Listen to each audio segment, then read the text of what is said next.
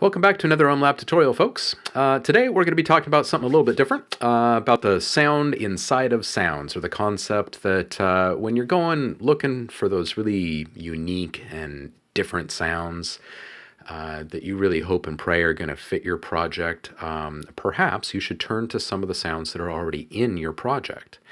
What we're going to do is take three of the most common sounds in modern music these days: snare, kick, and a hi-hat. Most songs have them. And we're just going to transform them using basically just one tool and just a few seconds on each. And we're going to completely transform these things into something entirely new. And yet they're still going to uniquely match the sounds in your project because they are a derivative of those same sounds. All right.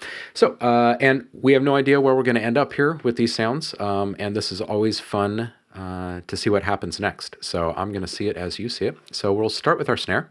Sounds like this. Sorry about that audio. Sounds like this. Here's the kick.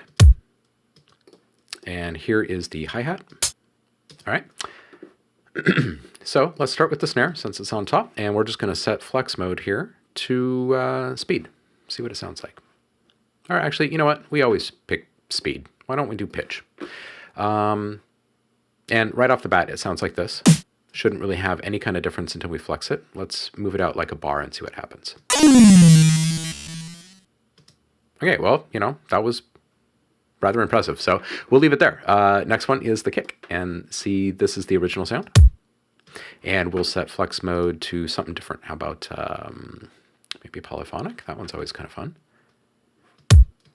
And let's stretch this out a bit, see what it sounds like. Okay, cool little pitch drop.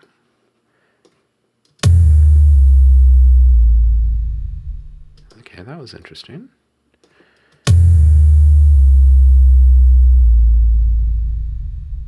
So that's actually kind of cool. We can come back to that one. I like to make this a very quick process just to see what kind of jumps out at me when I do this. Well, I guess maybe before we go on, what if I tried a tempophone on that one? What would that sound like? Yeah, I think I like that a lot better. All right, hi-hats. Let's try polyphonic on that one since it didn't work as well on the kick. Let's see what this one sounds like. That's pretty cool.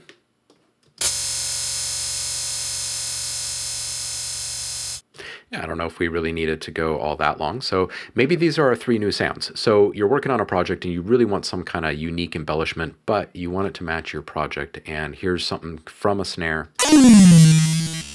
Sounds nothing like the snare, but those same elements are in that snare on some level. Here's the kick, got a nice robotic electro kind of, dubsteppy kind of sound. And again, the hi-hat.